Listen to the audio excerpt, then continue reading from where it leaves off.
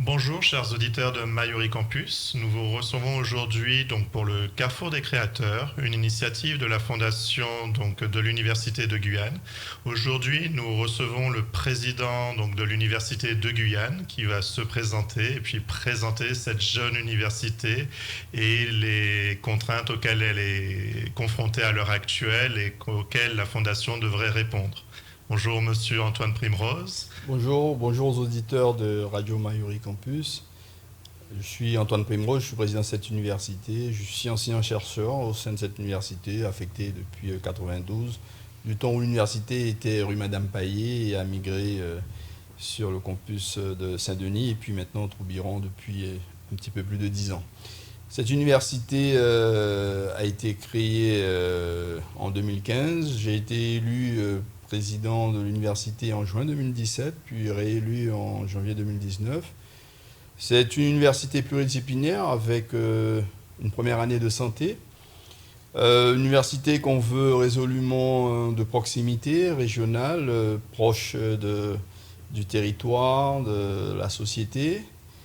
C'est une université qui a une offre de formation qui est pluridisciplinaire, je disais, avec une offre dans le domaine des sciences pour l'ingénieur, des sciences de façon un peu plus large, des sciences humaines et en sciences sociales, et quelques départements de DUT, ainsi qu'une première année de santé, et puis un processus d'universitarisation de la formation en soins infirmiers. Voilà, donc c'est une grosse évolution puisque initialement il me semble que cette université était plutôt dédiée à la formation des enseignants. Euh, alors, la formation des enseignants, ça me donne l'occasion d'en parler. Effectivement, est un enjeu, représente un enjeu important pour le territoire. Vous savez, bon, le système éducatif a besoin d'enseignants formés. Il y a un gros déficit sur le territoire dans ce domaine-là. Nous avons essayé d'y remédier.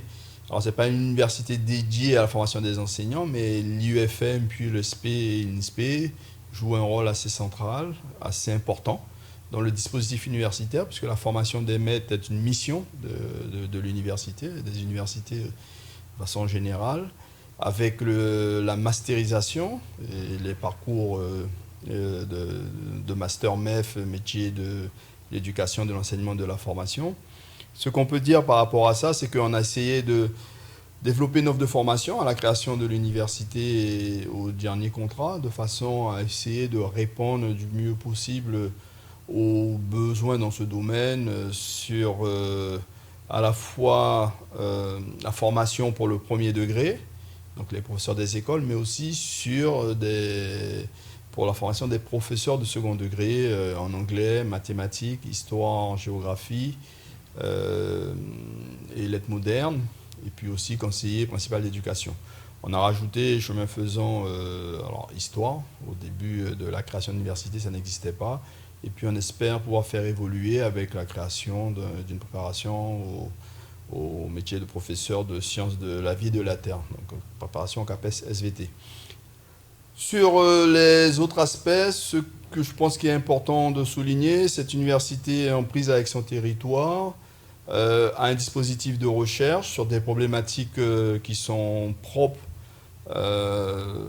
je dirais, à notre espace à la fois amazonien, sud-américain, dans le sens où nous avons retenu quatre grandes thématiques sur lesquelles nos laboratoires se sont positionnés. Une première thématique qui concerne la valorisation de la biodiversité, connaissance et préservation aussi de cette biodiversité et l'environnement. Une deuxième thématique qui porte sur des questions de santé globale en milieu tropical, autour des questions d'infectiologie, de parasitologie, mais aussi d'épidémiologie tropicale. Une troisième thématique qui est plutôt centrée sur les ressources et l'usage, l'utilisation des technologies innovantes en milieu amazonien. Par exemple, les questions énergétiques ou de construction durable, de matériaux pour des constructions durables. Et puis une dernière thématique qui est liée vraiment à l'homme au sens des sciences humaines, portée par une de nos unités sur les problématiques de migration, interculturalité et éducation en Amazonie. Donc, Ça, c'est le dispositif de recherche. Et puis, bien évidemment, une école doctorale qui accueille les doctorants, environ 70 par an, qui s'inscrivent pour une formation en doctorat. Et nous sommes aussi tutelle d'un laboratoire d'excellence,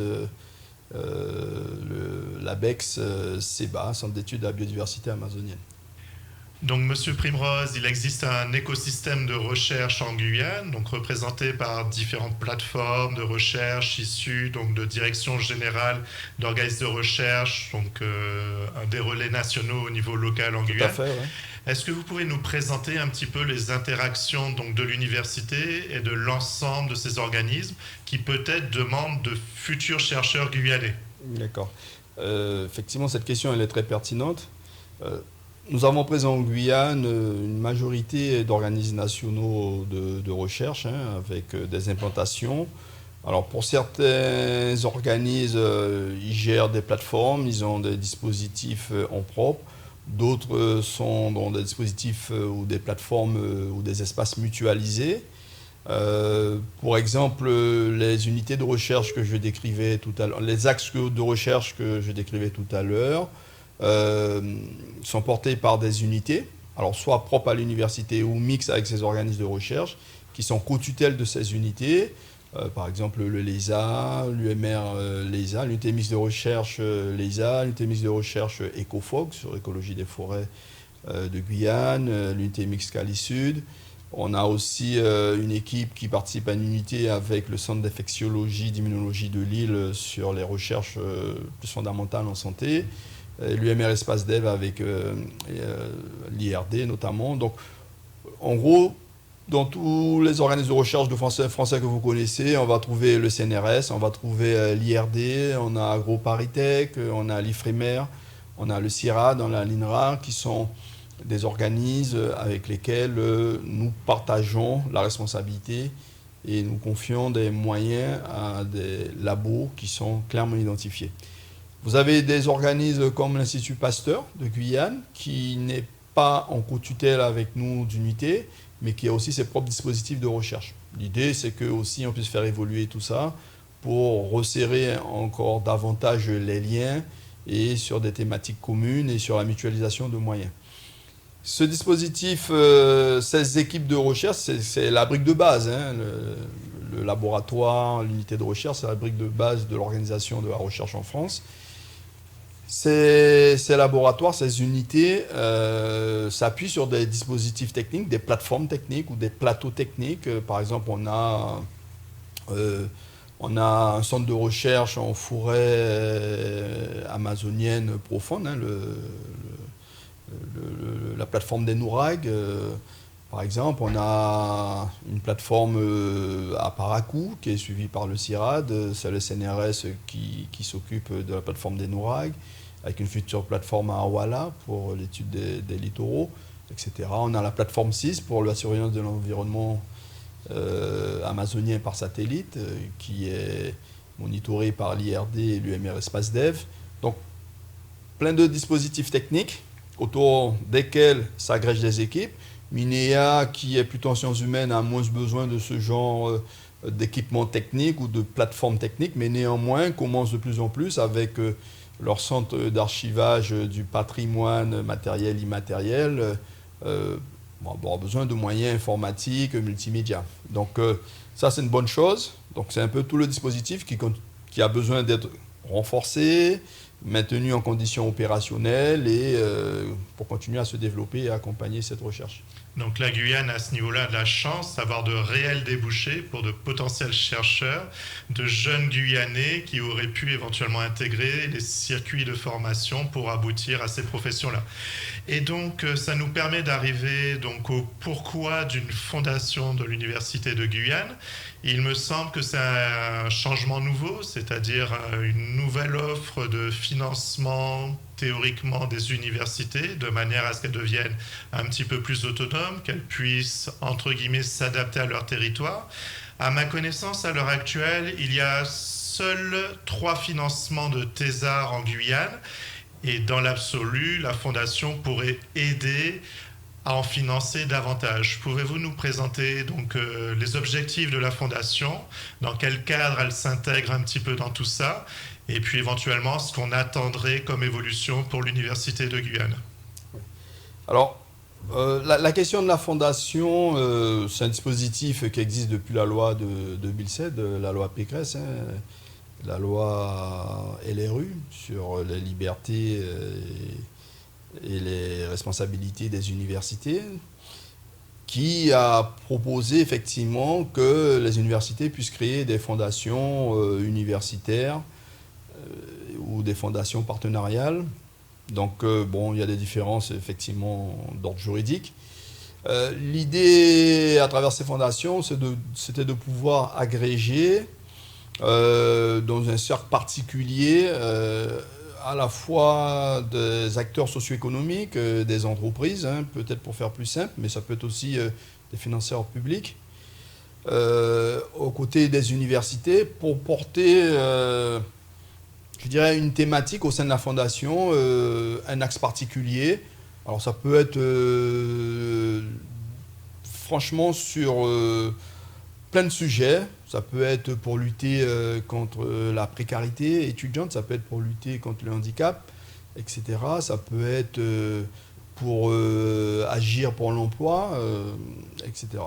Nous, on a fait le choix d'avoir une fondation qui porte uniquement sur la recherche, valorisation, innovation, parce que nous considérons que comme université de proximité, on a un rôle pertinent à jouer dans l'accompagnement du développement socio-économique, en accompagnant les porteurs de projets, les entreprises qui veulent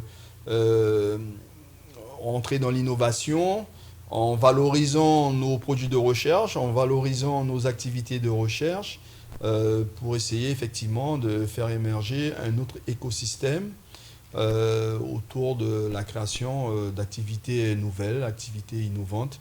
Et la fondation peut servir à ça, dans le sens où ça peut permettre de financer, de cofinancer des travaux de recherche.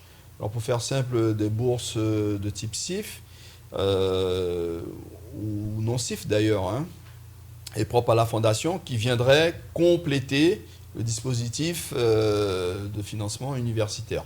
Aujourd'hui, bon, vous avez donné le chiffre de 3. Nous avons en moyenne beaucoup plus d'étudiants qui sont inscrits, je disais 70 inscrits à l'école doctorale chaque année. Donc chaque année, c'est plusieurs nouveaux étudiants avec des financements, des contrats doctoraux, qu'on agrège tous les dispositifs. Mais c'est vrai qu'avec la fondation et une volonté de mécène, de vouloir à la fois faire une bonne œuvre, c'est quand même ça aussi l'idée, tout en voulant faire une bonne œuvre pour un intérêt supérieur, un intérêt collectif, pouvoir aussi aider l'université et aider les jeunes à travers la formation. Et puis en même temps, accompagner le développement du territoire, parce que peut y avoir des axes particuliers qui soient financés par la fondation et qui peuvent servir au commun. Donc concrètement, quand on parle de fondation, c'est vrai qu'on a toujours les images un petit peu de ce qui se passe dans les films à l'américaine, où il y a des levées de fonds, des choses comme ça. Comment ça se passe ici? Est-ce que donc, les différents organismes de recherche participent? Est-ce qu'il y a des partenaires privés qui ont strictement rien à voir avec la recherche, mais dans un désir d'accompagner le qualitatif, l'enseignement supérieur en Guyane participent? Comment se font ces interactions et comment ces structures privées n'étant pas directement liées à la recherche ou au monde de l'enseignement peuvent participer, peuvent apporter leur pierre à ce que la Fondation se propose de faire? Alors, d'abord, vous avez parlé un petit peu de la façon dont qu'il faut faire émerger la Fondation. Nous avons pris d'abord une première position de dire qu'on veut créer une fondation sur une thématique bien donnée, c'est ce que je vous expliquais tout à l'heure, et ensuite s'organiser pour le faire. Donc Monsieur Primrose, cette fondation a besoin de fonctionner. Initialement, elle est prévue pour apporter un petit peu plus d'autonomie aux universités, pour orienter, pour s'intégrer davantage à leur environnement immédiat, et par conséquence, la possibilité d'avoir des partenaires privés qui, par mécénat, par volonté de bien faire pour la collectivité, de financer, d'accompagner les projets de la Fondation.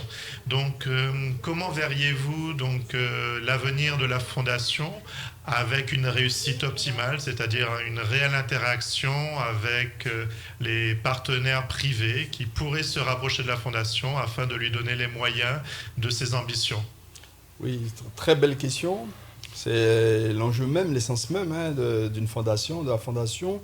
C'est créer ce lieu intermédiaire à l'interface entre le monde académique que représente l'université avec ses chercheurs, ses enseignants-chercheurs, ses étudiants, et puis le monde socio-économique avec les entreprises, avec des entrepreneurs, des investisseurs, et créer ce lieu de partage à l'interface au sein duquel ces deux groupes d'acteurs voudraient mettre en partage des sujets qu'ils trouvent d'intérêt pour la Guyane et sur lesquels ils sont prêts à faire des efforts. Alors à la fois des efforts financiers, mais des efforts aussi, je dirais, donnés de sa personne, parce qu'une fondation, il faut la diriger, il faut la gouverner, et donc ces donateurs sont fondés à participer à la gouvernance, à l'administration de cette fondation.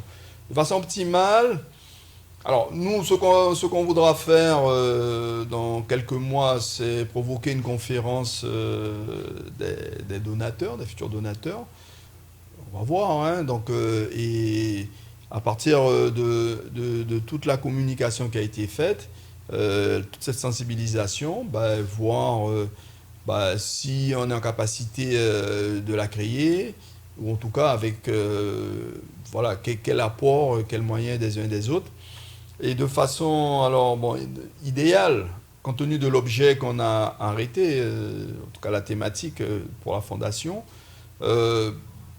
pour nous, c'est envisagé qu'à travers les fonds levés pour la fondation, on puisse financer 3 ou 4 bourses, en tout cas contrats doctoraux supplémentaires, plus c'est l'idéal, financer des prix de thèse pour vraiment valoriser les travaux de recherche de nos étudiants. C'est-à-dire que parmi les meilleures thèses qui sont soutenues à l'université,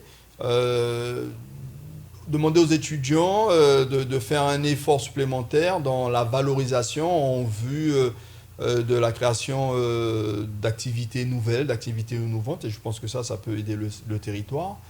Et puis aussi, en amont, dès le master, notamment les diplômés de Master 2, pouvoir aussi financer des prix de mémoire de master, de façon que on détecte assez tôt les pépites. Puis on a souhaité à l'université sensibiliser dès le premier cycle, de façon à ne pas avoir trop de décrochage entre les étudiants qui terminent leur licence et ceux qui souhaitent faire un doctorat, avec un dispositif de cordée de la recherche. L'idée, c'est des étudiants de premier cycle, en deuxième, troisième année, pouvoir les inscrire dans un dispositif de cordée de la recherche, et avec la fondation, pouvoir les accompagner jusqu'à ce qu'ils rentrent dans un doctorat et préparent leur thèse. Donc c'est ça dans l'idéal que nous souhaiterions faire, y arriver peut-être dans les 5 ans.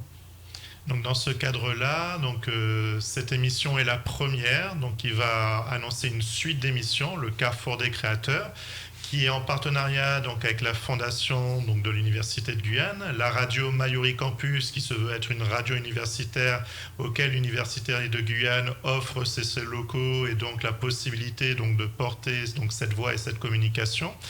Et donc, tout un travail de vulgarisation, de démocratisation va être fait avec différents des acteurs qui interviennent dans le cadre de la fondation, dans le cadre de l'université, pour un petit peu démontrer la pertinence et l'intérêt de l'Université de Guyane et donc la fondation et ses missions.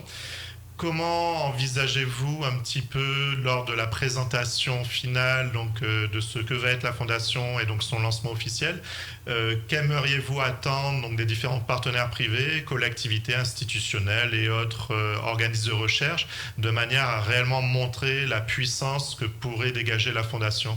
Je vous répète un petit peu, pour mieux préciser, c'est un petit peu ce travail de sensibilisation de ce qu'est la recherche, dans son essence, je dirais, la plus simple en présentant, en communiquant sur les travaux, les résultats. Mais c'est pouvoir aller un petit peu plus loin dans cette dimension de valorisation et bien évidemment où les choses peuvent être intéressantes, c'est que on puisse au-delà des conférences qui sont proposées en partenariat avec la Chambre de commerce et d'industrie à destination des professionnels, des entreprises. Et d'ailleurs, ça suscite sur certains sujets pas mal d'engouement. Et ça déclenche des choses, hein, puisque on a vu émerger des partenariats. Donc, je veux dire qu'il y a un réel besoin.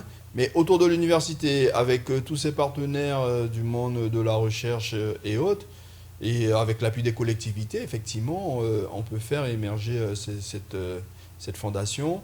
Et bien évidemment, Radio Mayuri Campus, dans ce partenariat qui nous lie, vous pouvez être un très bon relais lors de l'appel à la conférence des donateurs. Nous n'y manquerons pas. Je vous remercie Antoine Primrose de nous avoir un petit peu épousté ce qu'est l'Université de Guyane, ce que sera la fondation de l'Université de Guyane.